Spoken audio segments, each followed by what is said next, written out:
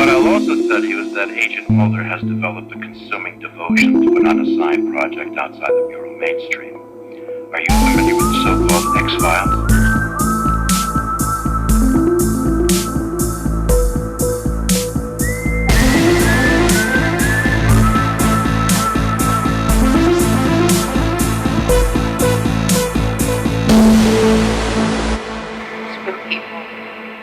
Welcome everybody to the Dark Talk Files. I am your host Dan, and I'm joined by my FBI bro Paul. How you doing, Paul? I'm very well, thank you, Dan. How are you today? Good, yeah, good.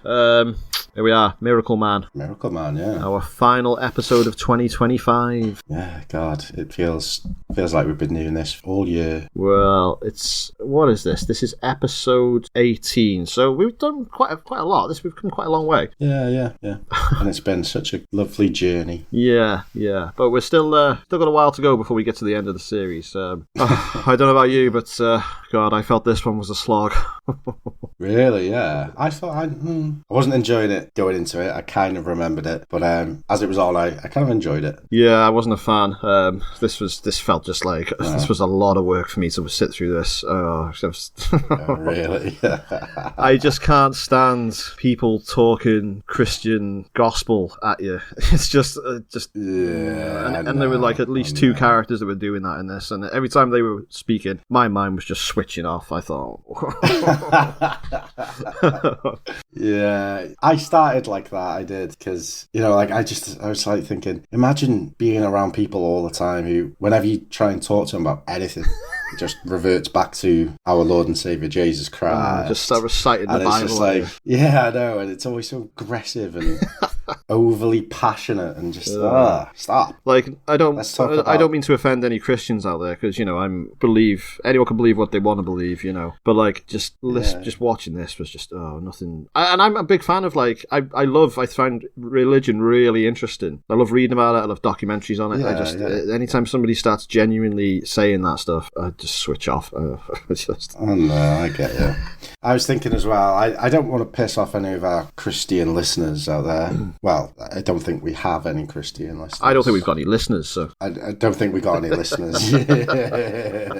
Yeah. By the sounds of it, I think I coped with this better than you did, but I usually this is the kind of thing that I really can't stand. But yeah. We'll get into it, shall we? Yeah, let's talk about it. So, cold open, we open up, it must be in the 80s sometime, because this is in the past, because these characters we see now will have aged when we get to the main episode. So, sometime in the past, we open up at the site of a horrible fire, and there's this dude and this weird little Children of the Corn kid, and they say hallelujah and pray over a dead, burned man who is in a body bag, and they return him to life. And yeah, so that's our pre-credits.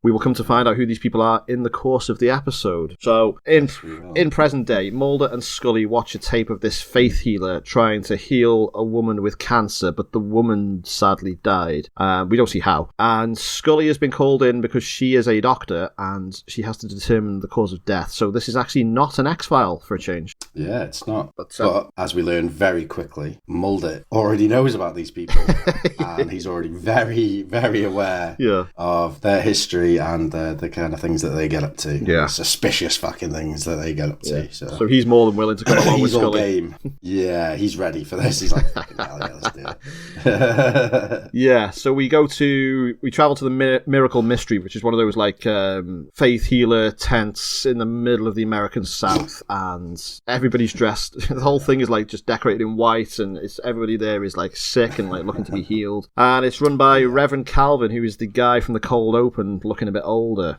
So he works the crowd up to say, yeah, we'll get you healed. But his main attraction, who is his healing son, Samuel, isn't there right now. So he'll be there next time when I'm sure he's going to charge double for next time tickets. He's not here now, but I tell you what, if you pay again, he'll definitely be here next time. You fucking conning bastard. If you pay a small fee of $100 each. Yeah. Fucking con artist. So my son Samuel healed you, yeah? Yes, and we paid you the $100. Yeah, well, that was under our old price plan. Under our new price plan, you actually owe me $1,500. Get off our property. A fucking Christianity faith healing pyramid scheme. Oh, I know. So Reverend Calvin is accompanied by this pale-looking Undertaker dude. I've got written down here, this guy looks like Jim Ross dressed like the Undertaker. Yeah. I thought he just looked like the strangers from Dark City again. Yeah. I thought he was one of the kindred that got lost. Oh my god, he looks like when Goldust became Savage in WCW. Oh, he does, yeah. Yeah, really striking looking dude. This is Leonard Vance, who is the burn victim from the cold open. He's now part of the church. He's pretty much like the right-hand man to Reverend Calvin. So Mulder and Scully go to the graveyard with the sheriff to have this woman's body exhumed so they can do the post-mortem, but they're interrupted by Vance and the Miracle Ministry, who demand they stop the exhumation? Yeah, that's the word. Yeah, on religious grounds. Exhumation. Yeah, I mean, what religious ground do they have? Like, this person had a funeral already, and it goes against the law. I mean, I think it's about I think I'm with him on this one. I think it's about respect for the dead. Once the dead have been buried, let him lie. But we come to find out that the guy that is protesting the exhumation is the murderer. So that's his reason for it. Yeah. Yeah. So maybe we shouldn't just believe religious nuts when they enter the graveyard and try and stop the fucking authorities from doing their job. Yeah, maybe not. Yeah. So Mulder and Scully track down Samuel to this dive bar where he's been in a scrap with some locals and he gets arrested.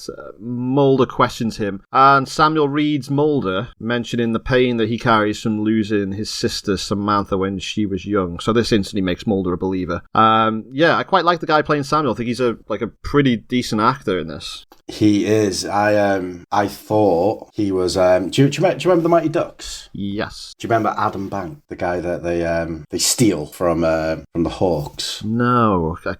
He's they are called the Hawks. I think they are. I watched that film a million times as a kid. Yeah. The Hawks have a star player, Adam Banks, but then they realise that where he lives is classified as Ducks territory, and they poach him. But he looks. I think he's Canadian as well. I might be wrong with that, but I think he looks just like this guy, and I was like, oh my god, is that Adam Banks? And then it wasn't, yeah. And that's the end of that story. I just think he's a really good actor in this, but I just it's just that Christian crap that he just keeps coming out with, and he's just yeah. I think though, this is where I differ from you, where I wasn't getting sick of it because his acting was really good. Yeah, and I was like, I could listen to this guy talk about anything really. He's got quite a passion, and he's quite an interesting dude. Yeah, really enjoyed his performance. Yeah, so he's the healer for the church. So the one woman died, so he's sort of lost his faith. They arrest him, and they don't really have much to charge him with, but they still set bail at $100,000 for Samuel to be released. But he himself is protesting. He's like, don't release me. He's like, bad things will happen if I get released. I'm like, dude, bad things are going to happen to you in prison, mate. Yeah. Or he could just start a cult. Well, maybe a cult. He could start just a religious gang like in Oz. You remember that ginger guy in Oz who starts the weird, over-the-top Christian, extremist Christian gang? Yeah. They were freaky. They were freaky. So as he's in the courtroom and he's about to be released, the room itself just inexplicably fills up with locusts. They're fucking everywhere. I actually did notes for this one, and notes really don't work for me because I don't write them down properly and I don't remember what they are. But I actually wrote this out. The court case gets interrupted by a bunch of fucking grasshoppers. And I think that's quite apt. And I might take notes more often. Yeah, Samuel takes this as a sign that the Lord has abandoned him. So Mulder comes to the conclusion that Samuel has the power to either heal or kill using electromagnetism. I don't know how he comes to this conclusion, but he does. They go to see Reverend Calvin, and as he's talking, Mulder spots this little girl outside, and he goes looking for her. Right. Now, I didn't twig who this was supposed to be all episode, right? Didn't you? No. I was so zoned out of this episode. It just, anytime. Okay. Yeah. Okay. So I was like, why is he chasing? Who is this girl? Is she like the first victim or something? And like 3 times he's chasing around, and I was like, why? Who is she? And then, so it's meant to be like a vision of his sister, Samantha. Yeah, that's what it's meant to be, yeah? Yeah, right. I imagine it's the day that she vanished. She's wearing the same clothes and everything. Yeah. But it keys you into this fact because when he interviews him for the first time in the bar, he starts saying, someone was taken from you, brother or sister, and he's like, is she alive? And stuff like that. So that sort of keys you into the fact that when Mulder starts seeing this apparition, that it's definitely the apparition of his sister. Yeah. Well, I didn't spot that, so. So, at the Miracle Ministry, Samuel heals a young woman who is suffering from MS, but then she has a seizure and dies instantly. And I felt so bad for this girl. I was genuinely upset that she dies, right? When he goes up to her and he chooses her to heal, she's got tears in her eyes and she's so happy and she's nodding her head. And he's like, I'll heal you, my darling. And she's just so made up, and then she dies. I was like, that's just awful. I'm very annoyed. It is, yeah. Yeah, it's horrible. Yeah. And it's doubly bad because Vance, who later on is revealed to be the killer, he puts her at the front and centre, and he chooses her then and there, doesn't he? Yeah. Fucking prick. Yeah, that is doubly evil. I didn't even think about that, to be honest. Yeah. Because he's acting all nice and that. And God, how horrible. Yeah, I know. To maybe cheer you up with a nice, funny joke, just as like they're all entering and stuff, and there's like a big choir, and they're all like singing and clapping. They're like so fucking out of time. They're the most white people ever. They're all like, praise the Lord. It's like The Jerk, the film with Steve Martin. They're just like...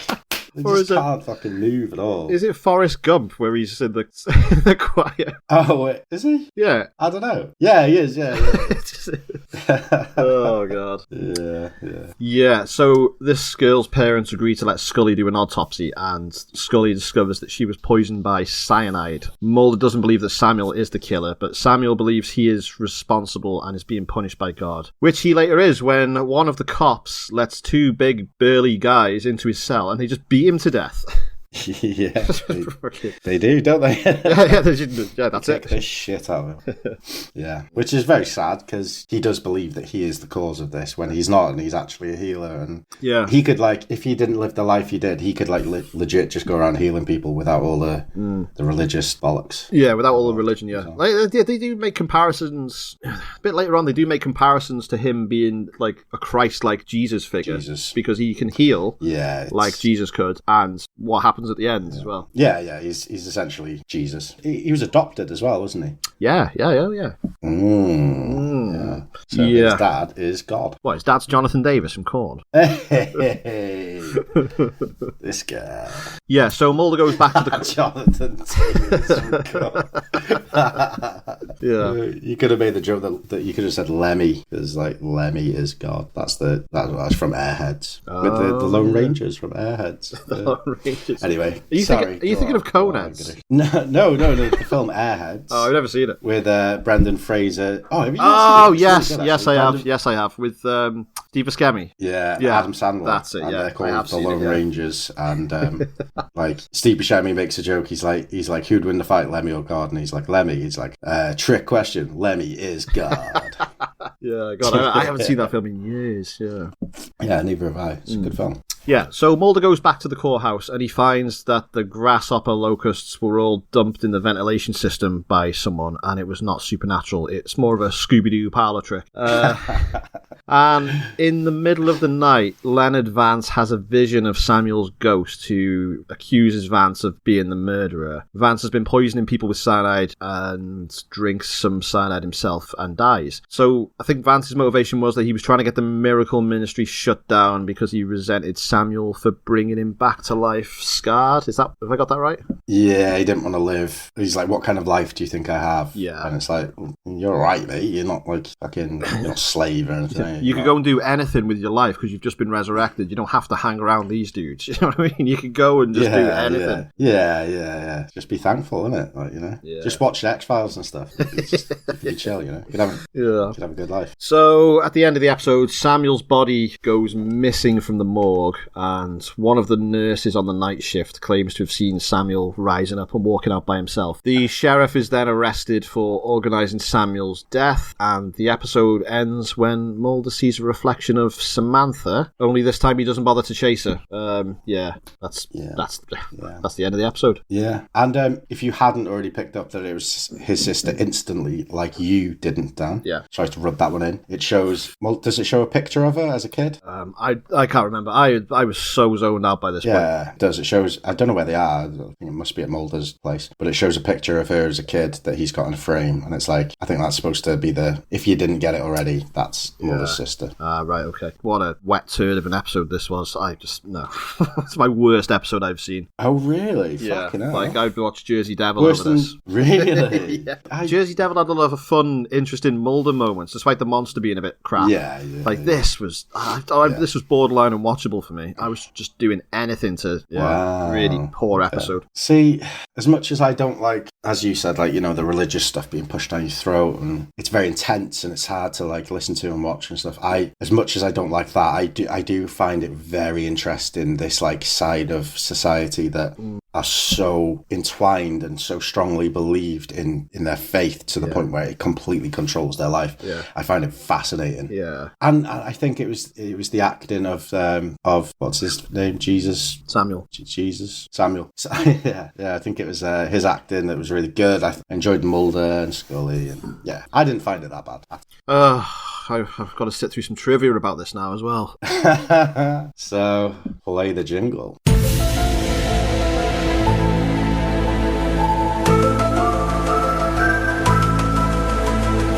Producer R.W. Goodwin felt that the greatest difficulty, this is funny, I've read this already, felt that the greatest difficulty was finding enough Vancouver area actors who could portray a convincing southern US accent. So they hired a dialect coach to prevent the cast from sounding like they were coming from 15 different parts of the South, in air quotations. Well, that's cool, they put the effort in for that. Yeah, big time. Like, I think every speaking character in this presented themselves really well. I think they all had pretty good accents and that, you know? Yeah, and I don't want to knock the acting in this, because I think the Reverend and Vance were both very good actors. Yeah, I think all of the acting was pretty good in this. There was one extra, I had that in my notes as well. There's one, so when the girl dies, there's an extra just in the background, and like, you'll only be able to understand what I'm doing here, but he goes like, and then he realises that he's acting shit, and then he just goes like that, and I was like, I've got it written in my notes, guy in background, and I was like, yeah, that guy was awful. But while I was watching, I was thinking, these people are definitely all Canadian, and they're doing pretty well,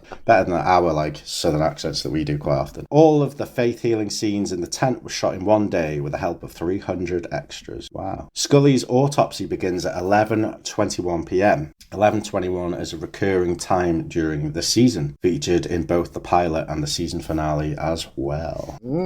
4 people didn't like that, by the way. Brought up Catholic Dana Scully states that one of her favourite movies is The Exorcist from 1973. I don't remember her saying that at all. I don't remember saying that either. I think that's bollocks.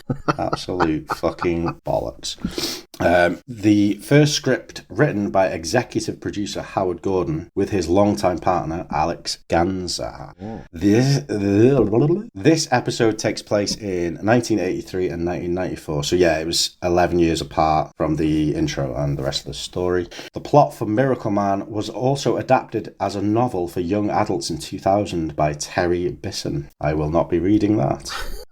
Same. Hard same. Hard same. Samesies. One of the few shows that you never see Mulder or Scully discharge their firearm at any point. Rare for the show, but this marks one of the first times that a firearm is never seen discharged by the agents and is more of a true crime story. Well, that's not true. I wouldn't say it's not more of a true crime story at all. No, I mean about the firearms being discharged. They don't fire their guns very often in this show. Maybe it's the way it's written, but I think they mean like whip them out. Right.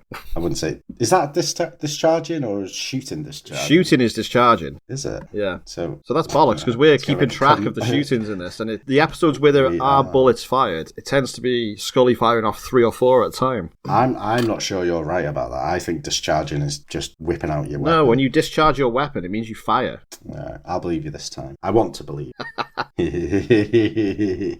But yes, we are keeping track of all the bullets being shot, and neither of the episodes that we've covered, this one and the last one, they didn't have any, so nothing to add to Bullet Club. And that is the trivia of the week, Dan. Yes. I'm going to lighten up your day now, Dan, with a little story. So have you ever heard of Peter Popoff? No. Peter George Popoff. Let me start that again. You'll definitely know who I mean when I unveil our little story. Okay. Peter George Popoff, born July the 2nd, 1946, is a German-born American televangelist.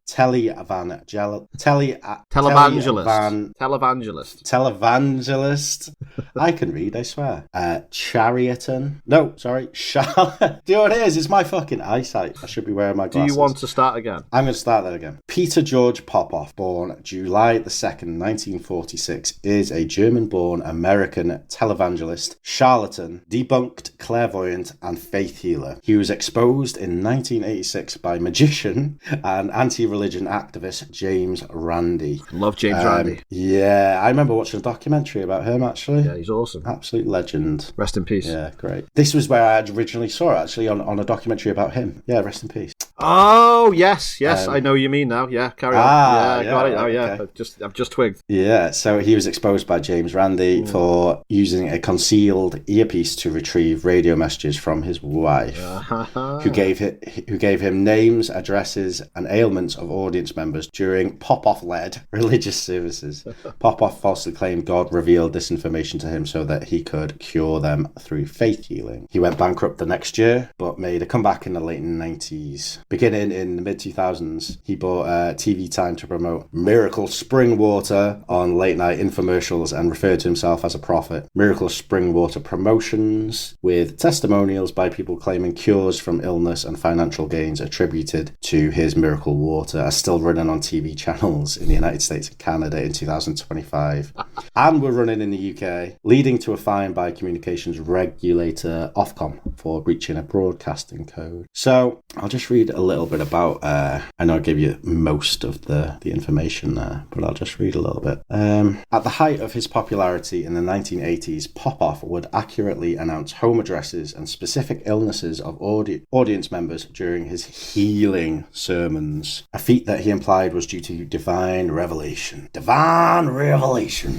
and God-given ability. In 1986, the Committee for Skeptical Inquiry charged that Popoff was using electronic transmissions to receive his information. He denied it, insisting that the messages were divinely revealed. I swear, it was God on me, man. Skeptic groups distributed pamphlets explaining how his feats could be accomplished without any sort of divine intervention. He branded his critics tools of the devil. Wow. Fuck me. Right, and I'm not going to read any more about this piece of absolute dog shite, but I will speak about what I remember from seeing this. And they released the audio of his wife just literally saying, seat number 40, white male, this is where he lives, this is his name, these are his family members, and this is what's wrong with him, so go up and talk to him, do it now. And then she was like, how fluent their conversation was between them, like their undercover little conversations were just so fucking relaxed and cool, and it's just fucking insane how these people got away with this shit. Oh, God. If there is a hell, then that guy's going there. Right, so I've also got a little bit of information about locust. So I started looking up the difference between locust and grasshopper. When I saw the plague of locusts in the courtroom, I was like, oh, it's locusts from the Bible. And then Scully was like, yeah, grasshoppers. And I was like, wait a minute, are grasshoppers locusts? Yeah, go on. So, yeah, like, do you know, a couple of weeks ago, I actually got really close to a grasshopper. Yeah. And I filmed it, and you could see its like legs proper like doing all the emotions and stuff. Also, yesterday I stroked a horse, and 2 days ago I stroked a calf. All right. Yeah, that was highlight of my week. So it says here, an AI overview says that all locusts are a specific type of grasshopper, but not all grasshoppers are locusts. So all thumbs are fingers, but not all fingers are thumbs. Okay. The key difference is that locusts have a distinct gregarious phase where they swarm in dense migratory groups, whereas most grasshoppers remain solitary. Just like me, I'm a lone wolf. This dramatic behavioral change is triggered by environmental conditions like drought followed by rain, causing serotonin levels to change and leading to the formation of swarms. So there you go. It's probably geographical, I'd say. So that leads us to me telling you a little story about in 1895, a swarm of Rocky Mountain locust measuring 1,800 miles long and 110 miles wide blocked out the sun for 5 days, and 30 years later they went extinct. That is fucking nuts. That is biblical. And it says here, it says it is, and it says here in a Reddit comment, it took scientists a long time to figure out how swarms of locusts cross the ocean. Their bodies can't store enough energy to make the trip, so scientists speculated that maybe they rested on the floating carcasses of whales, but that seemed unlikely. We now know that they replenish their energy while they are flying by feeding on each other. A locust will simply grab hold of another and devour it while they are flying. Jesus. So that's how they migrate. They just don't stop and they just eat each other while they're flying. So yeah. Bonkers. Nature be crazy. That's like, and then so that's like the backstory to like a Resident Evil boss. Do you know what I mean? There'll be like a giant locust swarm, and then you'll read a file before you fight it, and it'll explain that. And the scientist will be like, "Yeah, so we've made it, and we've given it superpowers." For fuck's sake. Yeah, like imagine if they made, instead of like 8-legged freaks, they made like 6-legged freaks, and it was just about these giant locusts that just devour each other and everything else. That is a mad story. Though. It is. I just thought we should cover the film Evolution with David Duchovny and Stifler. Oh yeah, and the other guy. That'd be cool. So one last little paragraph for you. I just googled why do people associate locust swarms with the Bible, and it says here on an AI overview, people associate locust swarms with the Bible because the Bible frequently uses the overwhelming destructive power of locusts as a symbol of divine judgment and a call to repentance. In ancient times, locust plagues were familiar and devastating natural disasters which biblical authors leveraged to convey spiritual truths about God's wrath, or wrath, depending on who you are and how you say it, the consequences of sin, and the need for people to turn to God for mercy and restoration. Fuck you now. Thank you very much for that. I'm going to look into that, actually, that locust story. Which one? The locusts devouring each other? Yeah, that's fascinating. Yeah. There's probably footage of it naudays, isn't there? Yeah, because there's footage of everything. So that was Miracle Man. Thank God that is over. What would you rate this one, Dan? Bottom. Worst episode I've seen so far. Oh, really? Yeah. I wouldn't say it's the lowest for me, but, I mean, coming off EBE, it's certainly... Yeah, I won't be watching this one again. I'm going to tattoo it on myself to skip this episode if I ever do another rewatching. Like, when I'm a lot older and I've forgotten all this, I'm going to, this is one I'm watching again. Yeah. Oh, speaking again of tattoos, I realised that I can get the truth is out there on my knuckles, right? So I can get THETRUTH, and then forget the is for now, and I can get OUTTHERE,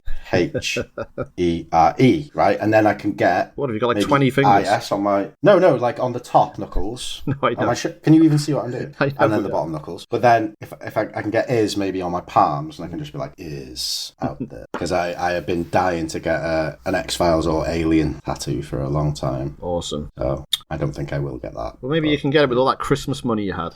Christmas money. Oh! Yeah, Christmas money. Right. We'll see you next time for Shapes, which... I'm not looking at the synopsis, I'm just looking at the title. I don't remember this one either. I don't either, so I'm looking forward to being surprised or remembering it. So we'll be back on the 10th of January. Happy New Year, everybody. Thanks for listening. We'll see you next year. Happy New Year, and I hope all your New Year's wishes come true and you have, like, the best time. And you had a really good piss up on New Year's Eve. Bye-bye.